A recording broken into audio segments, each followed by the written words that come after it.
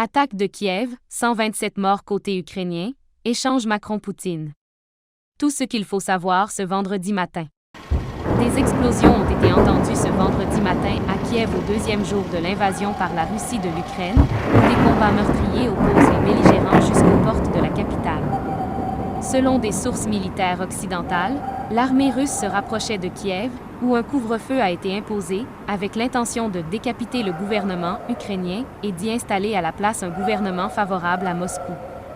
L'armée de terre ukrainienne a indiqué que des tirs de missiles visaient Kiev, précisant en avoir détruit 2 en vol.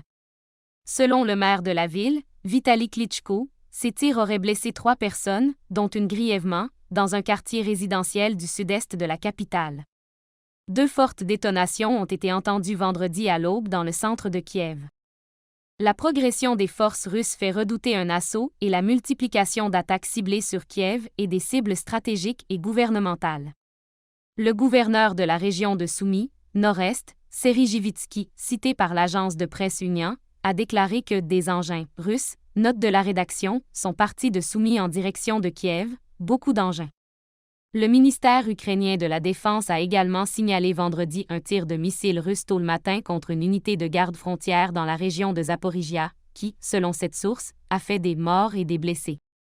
Le président Zelensky a dressé vendredi le bilan des pertes côté ukrainien, civils et militaires, au moins 137 morts et 316 blessés. L'armée ukrainienne a estimé les pertes matérielles russes à plus de 30 tanks, quelques 130 véhicules blindés de combat, 7 avions et 6 hélicoptères. Les 2 camps faisaient des déclarations invérifiables, mais l'armée russe gagnait du terrain.